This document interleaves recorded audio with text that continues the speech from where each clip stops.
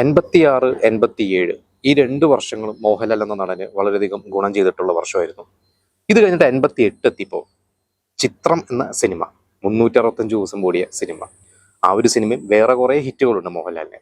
അപ്പൊ 88 ആ ഒരു വർഷത്തെ മോഹൻലാൽ സിനിമകളെ കുറിച്ചാണ് ഇന്ന് നമ്മൾ ഡിസ്കസ് ചെയ്യാൻ പോകുന്നത്.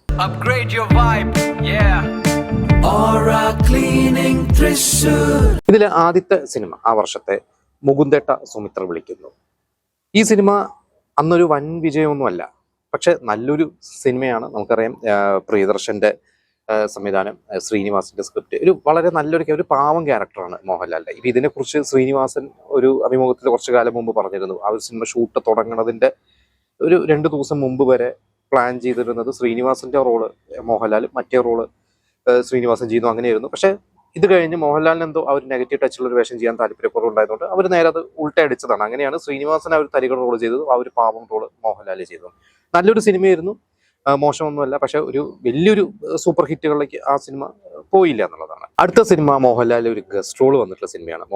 മോഹൻലാലായിട്ട് തന്നെ വന്ന സിനിമയാണ് മനുവങ്കിൾ. ആ ഒരു സിനിമയും എൻ്റെ ഫേവറേറ്റ് സിനിമയാണ്. അതിൽ മോഹൻലാലിന്റെ ഒരു കഥാപാത്രം നമുക്കറിയാം. അത് മോഹൻലാൽ ഒരുപാട് അതിഥി വേഷങ്ങൾ ചെയ്തിട്ടുണ്ടെങ്കിലും മനുവങ്കലിനോട് ഒരു പ്രത്യേക ഒരു സ്നേഹം എനിക്കുണ്ട്. എനിക്ക് തോന്നുന്നു 90s കിഡ്സിനൊക്കെ ഉണ്ടാവും. ആ ഒരു സിനിമ ഏറ്റവും കൂടുതൽ 90s കിഡ്സ് അന്ന് അവരുടെ കുട്ടിക്കാലത്തായിരിക്കും ആ സിനിമ ടിവിയിലും കാസറ്റൊക്കെ കണ്ടിട്ടുള്ളത്. ഞാനൊക്കെ ഒരു കാസറ്റ് തന്നെയാണ് കണ്ടിട്ടുള്ളത്. അന്നൊക്കെ ഭയങ്കര ഇഷ്ടമായിരുന്നു. അന്ന് ഇതുപോലെ നമ്മളും പ്രതീക്ഷിച്ചിട്ടുണ്ട്. ഇതുപോലെ ഹോട്ടലിലൊക്കെ ചെല്ലുമ്പോൾ മോഹൻലാൽ ഉണ്ടാവും, അല്ലെങ്കിൽ ഏതെങ്കിലും ഒരു സൂപ്രതാരം നമ്മുടെ ഓപ്പോസിറ്റ് വന്നിരിക്കുന്നു, നമുക്ക് വേണ്ടി ബില്ല് കൊടുക്കുന്നു എന്നൊക്കെ അന്നത്തെ ഒരു 3 വയസ്സ് അല്ല 3-ാം ക്ലാസ് 4-ാം ക്ലാസ്സിലൊക്കെ പഠിക്കുന്ന സമയത്ത് ഞാനും ചിന്തിച്ചിട്ടുള്ളതാണ്. എന്തായാലും മനുവങ്കിൾ ഒരു ഹിറ്റ് സിനിമ തന്നെയായിരുന്നു. അതൊരു മോഹൻലാൽ സിനിമ എന്ന് പറയാൻ പറ്റില്ലെങ്കിൽ മോഹൻലാലിനും അതൊരു ഗുണം ചെയ്തിട്ടുള്ള സിനിമ എന്ന് പറയാം. പിന്നെ അടുത്തൊരു സിനിമ അയിത്തം എന്ന സിനിമയാണ്. ഇത് വളരെ ഒരു സീരിയസ് സിനിമയാണ്. വേണുനാഗവള്ളി, സുഗമോദേവിയും സർവകലാശാലയൊക്കെ കഴിഞ്ഞ് മോഹൻലാലിനെ നായകനാക്കിയിട്ട് വേണുനാഗവള്ളി ചെയ്ത സിനിമയാണ്. ഇത് അംബികയും രാധയും അവർ രണ്ടുപേരും കൂടിയാണ് ആ സിനിമ പ്രൊഡ്യൂസ് ചെയ്തിരിക്കുന്നത്. അവർ അഭിനയിച്ചിട്ടുണ്ട്. സുകുമാരൻ അതിൽ അഭിനയിച്ചിട്ടുണ്ട്. ഒരു സിനിമ, വലിയൊരു സൂപ്പർ ഹിറ്റ് സിനിമയല്ല, പക്ഷെ നല്ലൊരു സിനിമ എന്ന് വേണമെങ്കിൽ പറയാം. പിന്നെ ഓർക്കാപ്പുറത്ത് എൻ്റെ വേറൊരു favourite cinema, Kamal director cinema, രഞ്ജിത്തിന്റെ കഥയാണ്. ആ ഒരു സിനിമയുടെ പിന്നമ്പുറ കഥയൊക്കെ എല്ലാവർക്കും അറിയാം. അത് ഇവർക്ക് ഒരു സെക്കൻഡ് ഹാഫും കാര്യങ്ങളൊന്നും കിട്ടുന്നില്ല. അവസാനം പ്രിയദർശൻ ഒരു ഐഡിയ പറയുന്നു, അങ്ങനെ അതൊന്നും ഒരു ക്ലൈമാക്സിലേക്ക് എത്തുന്നു. എന്തായാലും മോഹൻലാലും നെടുമുടി വേണും അച്ഛനും മകനായിട്ടുള്ള അതിഗംഭീരമായിട്ട് ചെയ്തിട്ടുള്ളതാണ്. അത് ആ വർഷത്തെ വിഷുവിനാണ് റിലീസായിരിക്കുന്നത്. അത്യാവശ്യം ഓടിയൊരു സിനിമയാണ്. എനിക്ക് തോന്നുന്നു ചില സെന്റേഴ്സിൽ ആ സിനിമ 100 ദിവസം ഓടിയിട്ടുണ്ട്. വലിയ ബ്ലോക്ക് ബസ്റ്റർ അല്ല, പക്ഷെ തരക്കേടില്ലാതെ കുറേ സെന്റേഴ്സിൽ 100 ദിവസത്തോളം ഓടിയിട്ടുണ്ട്. ആ വിഷു സീസണിൽ നല്ല പോലെ കളക്ട് ചെയ്തിട്ടുള്ള എനിക്ക് ഭയങ്കര ഫേവറേറ്റ് സിനിമയാണ്. ഞാൻ ഇപ്പോഴും പലപ്പോഴും ആ ഒരു സിനിമ ഇടയ്ക്കായിട്ട് സീൻസും കാര്യങ്ങളൊക്കെ എടുത്തിട്ട് കാണാറില്ല. ഇന്നസെന്റിന്റെ ഒരു ക്യാരക്ടർ നല്ല രസമുള്ള ഒരു ക്യാരക്ടറാണ്.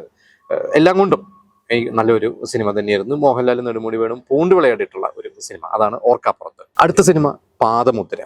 ഈ ഒരു സിനിമ ആർ സുകുമാരൻ എന്ന ഡയറക്ടറാണ് ഡയറക്ട് ചെയ്തിരിക്കുന്നത്. ഒരു സീരിയസ് സിനിമ എന്ന് വേണമെങ്കിൽ നമുക്കറിയാം. ആർ സുകുമാരന്റെ സിനിമകൾ എന്ന് പറഞ്ഞു കഴിഞ്ഞാൽ പൊതുവെ അത്തരത്തിലുള്ള സിനിമകളാണ് അദ്ദേഹം ചെയ്യാറുള്ളത്.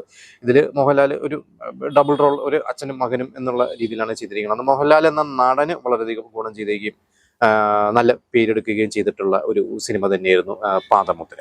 പിന്നെ അടുത്ത സിനിമ പട്ടണപ്രവേശം. 87 സൂപ്പർ ഹിറ്റായ ബ്ലോക്ക് ബസ്റ്ററായ സിനിമയാണ് നാടോടിക്കാറ്റ്. അതിന്റെ തുടർച്ച എന്ന രീതിയിലാണ് അത് ചെയ്തത്. നാടോടിക്കാറ്റ് പോലെ ഒരു വലിയ ബ്ലോക്ക് ബസ്റ്റർ അല്ല, പക്ഷേ പട്ടണപ്രവേശം ഒരു സൂപ്പർ ഹിറ്റ് സിനിമയാണ്. എനിക്ക് ഭയങ്കര ഇഷ്ടപ്പെട്ടിട്ടുള്ള ഒരു സിനിമയാണ്. ആ സിനിമയെക്കുറിച്ചുള്ള കൂടുതൽ കാര്യങ്ങൾ നമ്മൾ പറയേണ്ട കാര്യമില്ല. ഒരു നാടോടിക്കാറ്റിന്റെ ഒരു തുടർച്ച എന്ന രീതിയിൽ വീണ്ടും ദാസനും വിജയനും പൂണ്ട് വിളയാടിയിട്ടുള്ള ഒരു സിനിമ. അടുത്ത സിനിമ 88 ഓണത്തിന് ഇറങ്ങി. ആ ഓണം തൂക്കിയ ഒരു സിനിമയാണ്. ഓണത്തിന് 2 വലിയ സൂപ്പർ ഹിറ്റ് ഉണ്ടായിരുന്ന, ഒന്ന് വൈശാലി, മറ്റൊരു സിനിമ പ്രിയദർശന്റെ ആര്യൻ. അത് ടി ദാമോദരന്റെ സ്ക്രിപ്റ്റ്, ബോംബെയിൽ ഷൂട്ട് ചെയ്തിട്ടുള്ളത്. നമ്മൾ ആര്യനെ കുറിച്ചും വേറെ ചില എപ്പിസോഡിൽ നമ്മൾ പറഞ്ഞിട്ടുണ്ട്. അതൊരു അതിഗംഭീരമായിട്ടുള്ള ഒരു ആക്ഷൻ മോഡിലുള്ള സിനിമ. എനിക്ക് ഭയങ്കര ഇഷ്ടപ്പെട്ട സിനിമയാണ്. പിന്നെ ഒരു ടി ദാമോദരന്റെ സ്ക്രിപ്റ്റ് നമുക്കറിയാം, അതൊരു ഭയങ്കര ലെങ്തി ആയിട്ട് കുറേ കാര്യങ്ങൾ അദ്ദേഹത്തിന്റെ സ്ക്രിപ്റ്റിൽ പറയാറുണ്ട്. അത് ആര്യനായിക്കോട്ടെ അദ്വൈത ആയിക്കോട്ടെ അങ്ങനെയൊക്കെ തന്നെയാണ്. എന്തായാലും ആര്യനും നല്ലൊരു സിനിമ തന്നെയാണ്. മോഹൻലാൽ നല്ല തകർത്തിട്ടുള്ള ഒരു ക്ലൈമാക്സ് സീക്വൻസും കാര്യങ്ങളൊക്കെ മോഹൻലാൽ അതിഗംഭീരമായിട്ടുള്ള ചെയ്തിട്ടുള്ള എനിക്ക് തോന്നുന്നു. ആര്യം പോലെ തന്നെയാണ് അദ്വൈതം എനിക്ക് ഭയങ്കര ഇഷ്ടപ്പെട്ടു. മോഹൻലാലിന്റെ ഒരു പെർഫോമൻസുകളിൽ ഒന്നായിരുന്നു. കാരണം 2-3 മുഖങ്ങൾ ആ സിനിമയിൽ. ആര്യനിലാണെങ്കിൽ ഒരു പാവപ്പെട്ട കഥാപാത്രം, പിന്നീട് ഒരു അണ്ടർവേൾഡ് ആ ഒരു അത്തരത്തിലുള്ള ഒരു ക്യാരക്ടറായി മാറുന്നതും അതിന്റെ ഒരു ചേഞ്ചൊക്കെ മോഹൻലാൽ എന്ന നടന്റെ കഴിവ് നമുക്ക് വളരെയധികം പ്രകടമാകുന്ന ഒരു സിനിമ തന്നെയാണ് ആര്യൻ. അടുത്ത സിനിമ IV ശശിയുടെ സിനിമയാണ് അനുരാഗി. അത് എഴുതിയിട്ടുള്ളത് A ഷെരീഫാണ്. അതിന്റെ ഡയലോഗ്സ് എഴുതിയിരിക്കുന്നത് IV ശശി തന്നെയാണ് സ്ക്രീൻ പ്ലേ. ഈ സിനിമ എൻ്റെ ഒക്കെ കുട്ടിക്കാലത്ത് എനിക്ക് ഓർമ്മയുള്ളത് അന്ന് ടി വിയിലൊന്നും വന്നു കഴിഞ്ഞപ്പോൾ അന്നൊന്നും പിന്നെ വീട്ടുകാരൊന്നും ആ സിനിമ കാണാൻ സമ്മതിച്ചിട്ടില്ല. കാരണം അത് അന്ന് കുട്ടികൾ കാണേണ്ട സിനിമയല്ല എന്നുള്ള രീതിയിൽ അങ്ങനെ എനിക്ക് അതിൻ്റെ എ സർട്ടിഫിക്കറ്റ് ആയിരുന്നു എന്ന് എനിക്കറിയില്ല. എങ്കിലും അതിൻ്റെ ഒരു പേരും അതിൻ്റെ ഒരു സബ്ജക്റ്റും ഒക്കെ വെച്ചിട്ട് അതിൽ ഉർവശി, രമ്യ കൃഷ്ണൻ അവർ രണ്ടുപേരാണ് നായികന്മാരായിട്ടുള്ളത്. അതിൽ ഞാൻ കുറേ മുമ്പ് പിന്നീട് ഒരിക്കൽ കണ്ടിട്ടുണ്ട്. എൻ്റെ ഒരു ഓർമ്മ ശരിയാണെങ്കിൽ അതിൽ ഉർവശി മോഹൻലാലിൻ്റെ ഭാര്യയാണ്. ഉർവശിക്ക് എന്തോ ഒരു പ്രാന്താവുന്നതും പിന്നീട് അത് എങ്ങനെയാണ് അതായെന്നുള്ളതിൻ്റെ ഒരു അങ്ങനെ കണ്ടുപിടിക്കുന്നത്. പിന്നെ രമ്യ കൃഷ്ണൻ്റെ ഒരു ക്യാരക്ടർ വരുന്നു, മോഹൻലാലിൻ്റെ ഒരു സുഹൃത്തായിട്ട് മാറുന്നു. എനിക്ക് വേഗമായിട്ടുള്ള ഐഡിയ സുരേഷ് ഗോപി അതൊരു നെഗറ്റീവ് റോളാണ്, അത്രയും എനിക്ക് ഓർമ്മയുണ്ട്. ആ ഒരു സിനിമ അങ്ങനെ എത്രത്തോളം വിജയമായിരുന്നു എന്നുള്ളത് തന്നെ എനിക്കറിയില്ല. എന്തായാലും വലിയൊരു ബ്ലോക്ക് ബസ്റ്റർ അല്ല, പക്ഷെ തരക്കേടില്ലാതെ പോയിട്ടുള്ളൊരു സിനിമയാണെന്ന് തോന്നുന്നു.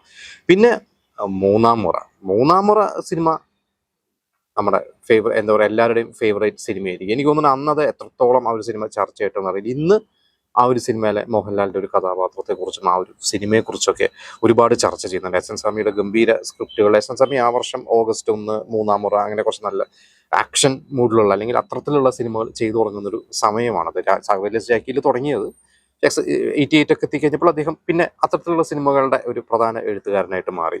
ഇതിൽ ശരിക്ക് മോഹൻലാൽ പടം തുടങ്ങി കുറച്ച് കഴിഞ്ഞിട്ടൊക്കെയാണ് മോഹൻലാലിൻ്റെ ഒരു കഥാപാത്രം അലി ഇമ്രാൻ വരുന്നുള്ളൂ. പക്ഷെ അതിഗംഭീരമായിട്ട് തന്നെ മോഹൻലാൽ ആ ഒരു റോള് ചെയ്തിട്ടുണ്ട്. സിനിമയും എനിക്ക് ഭയങ്കര ഫേവറേറ്റ് സിനിമ തന്നെയാണ്. അടുത്ത സിനിമ വീണ്ടും പ്രിയദർശൻ്റെ സിനിമയാണ്, വെള്ളാനകളുടെ നാട്. അതും നമ്മുടെ എല്ലാവരുടെയും ഫേവറേറ്റ് സിനിമയാണ്. ആ ഒരു സിനിമയെക്കുറിച്ചും പ്രത്യേകിച്ച് ഒന്നും പറയേണ്ട. മണിമ്പിള്ള രാജുവാണ് ആ സിനിമ പ്രൊഡ്യൂസ് ചെയ്തിരിക്കുന്നത്. മണിമ്പിള്ള രാജു സിനിമയെക്കുറിച്ചൊക്കെ പറയാറുണ്ട്. ശ്രീനിവാസൻ അത് എങ്ങനെയാണ് എഴുതിയിട്ടുള്ളത്, ആ സിനിമ ഷൂട്ട് അടക്കുമ്പോൾ ശ്രീനിവാസൻ പൊന്മുട്ടിടുന്ന താറാവിൽ അഭിനയിക്കാൻ പോകുന്നു. അവിടെ ഇരുന്നുകൊണ്ട് സ്ക്രിപ്റ്റ് ഡെയിലി ലോറിയുടെ ഡ്രൈവർമാരുടെ കയ്യിലോ ബസ്സിലോ ഒക്കെ കൊടുത്തു വിടുന്നു. അങ്ങനെ ചെയ്തിട്ടുള്ള സിനിമയാണ്. ആ സിനിമയുടെ ഷൂട്ട് കഴിഞ്ഞിട്ട് പറഞ്ഞതിൽ കുറച്ചധികം തുക ശ്രീനിവാസന് മണിമ്പിള്ള രാജുക്ക് കൊടുക്കുകയും ചെയ്തു. ഇതെല്ലാം നല്ല രസമുള്ള ഒരു സിനിമ തന്നെയായിരുന്നു വെള്ളാനകളുടെ നാട്. പിന്നെ ഉത്സവ പിറ്റേന്ന് ഭരത് ഗോപി ഡയറക്ട് ചെയ്തൊരു സിനിമ. അതൊരു വളരെ ഒരു സീരിയസ് മൂഡുള്ള സിനിമ. ഇപ്പോഴും എനിക്ക് ആ സിനിമയൊന്നും അധികം പിന്നീട് റിപ്പീറ്റ് കാണാൻ തോന്നിയിട്ടില്ല. കാരണം അതിൻ്റെ ഒരു ഭയങ്കര അവസാനമൊക്കെ വല്ലാത്തൊരു സങ്കടമുള്ള സിനിമയായിരുന്നു. അതുകൊണ്ട് തന്നെ അത് തിയേറ്ററിൽ അങ്ങനെ വലിയ വിജയം ആവാതെ പോയ ഒരു സിനിമയാണ്. പക്ഷെ മോഹൻലാൽ നന്നായി ചെയ്തിട്ടുണ്ട്. വലിയ സ്റ്റാർ കാസ്റ്റ് ഉണ്ട്. സുകുമാരനുണ്ട്, പാർവതിയുണ്ട്, ജയറാമുണ്ട്. എന്തുകൊണ്ടും നല്ലൊരു സിനിമ. ആ രീതിയിൽ നമുക്ക് പറയാം മോഹൻലാലിൻ്റെ ഒരു മികച്ച കഥാപാത്രങ്ങൾ എടുത്തു കഴിഞ്ഞാൽ, നമ്മൾ പഴയ സിനിമകൾ എടുത്തു കഴിഞ്ഞാൽ ഒരുപാടുണ്ട്. അതിൽ എടുത്തു പറയാവുന്ന ഒരു സിനിമ തന്നെയായിരുന്നു. ഭരത് ഗോപി എന്ന സംവിധായകനും അന്ന് അടയാളപ്പെടുത്തിയ ഒരു സിനിമ. അദ്ദേഹം പിന്നീട് അധികം അങ്ങനെ സിനിമകളൊന്നും ചെയ്തിട്ടില്ല. എങ്കിലും ഈ ഒരു സിനിമ മതി ഭരത് ഗോപി എന്ന സംവിധായകനെ ഓർക്കാനായിട്ട്. പിന്നെ അടുത്തതാണ് നമ്മൾ ആദ്യം പറഞ്ഞ പേര്, ചിത്രം. 58 ആ ക്രിസ്മസ് റിലീസായിട്ട് എത്തിയ സിനിമ. അതിഗംഭീരമായിട്ടുള്ള സിനിമ, ഒന്നും പറയണ്ട. ഈ ഒരു ചരിത്രമായി മാറി. 365 ദിവസം ഓടി എന്ന് പറയുന്നത് ഒരു വലിയൊരു കാര്യമാണ്. ഇതൊക്കെ കഴിഞ്ഞാണ് പിന്നീട് ഗോഡ് ഫാദറാണ് പിന്നീട് ഒരു നമ്പർ ഓഫ് ഡേയ്സ് എന്നുള്ള ഒരു റെക്കോർഡ് ബ്രേക്ക് ചെയ്ത്. ഗോഡ് ഫാദർ 405 ദിവസം ഓടിയിട്ടുണ്ട്. ഇപ്പോഴും നമ്മൾ പലപ്പോഴും ഗോഡ് ഫാദറിനെ കുറിച്ചൊക്കെ നമ്മളൊരു വീഡിയോ ചെയ്ത സമയത്തൊക്കെ അടിയിൽ കുറെ കമന്റ്സ് ഉണ്ടായിരുന്നു. ഗോഡ് ഫാദർ അല്ല, ചിത്രമാണ് കൂടുതൽ ഓടിയത്, ചിത്രം ആണ് കൂടുതൽ റെഗുലർ ഷോ ഓടിയിട്ടുള്ളത്, ഗോഡ് ഫാദർ റെഗുലർ ഷോ അല്ല ന്യൂൺ ഷോ ആണ് ഓടിയെന്ന് പറയുന്നു. എന്തായാലും അത് നിങ്ങൾക്ക് അതിനെക്കുറിച്ചുള്ള കൂടുതൽ അറിവുണ്ടെങ്കിൽ നിങ്ങൾ അതിനെക്കുറിച്ച് പറയുക. എന്തായാലും ചിത്രം സിനിമയെക്കുറിച്ച് നമ്മളൊന്നും പറയേണ്ട. ചിത്രത്തിന്റെ പിന്നെ ഒരു ഹിറ്റ് സിനിമ കിട്ടിക്കഴിഞ്ഞാൽ പിന്നെ അത് ബ്രേക്ക് ചെയ്യുക, അത്തരത്തിലുള്ള സിനിമകൾ പിന്നെ ചെയ്യുക എന്നുള്ള സംവിധായകന് വലിയ വെല്ലുവിളിയാണ്. പ്രിയദർശൻ അങ്ങനെ തന്നെയായിരുന്നു. ചിത്രം കഴിഞ്ഞിട്ട് പിന്നെ അദ്ദേഹത്തിന് കുറച്ച് ബുദ്ധിമുട്ടായിരുന്നു. അദ്ദേഹം പിന്നീട് ഇറങ്ങിയ സിനിമകളൊന്നും വിചാരിച്ച പോലെ, വന്ദനമാണെങ്കിലും അത് കേട്ട് പിന്നെ അക്കരെ ആണെങ്കിലും ഒന്നും വിചാരിച്ച പോലെ ഇറ്റില്ല. പിന്നെ അങ്ങനെയാണ് പിന്നീട് കിലുക്കത്തിലൂടെ ഒരു വലിയൊരു കംബാക്ക് പ്രിയദർശൻ നടത്തിയിട്ടുള്ളത്. എന്തായാലും 88 എന്ന് പറയുന്ന ഒരു വർഷം മികച്ച വർഷമാണ്. ആ വർഷം മോഹൻലാലിന് ഒരു സ്പെഷ്യൽ അവാർഡ്, കേരള സർക്കാരിൻ്റെ ഒരു സ്പെഷ്യൽ അവാർഡും ആ വർഷം കിട്ടിയിട്ടുണ്ടായിരുന്നു.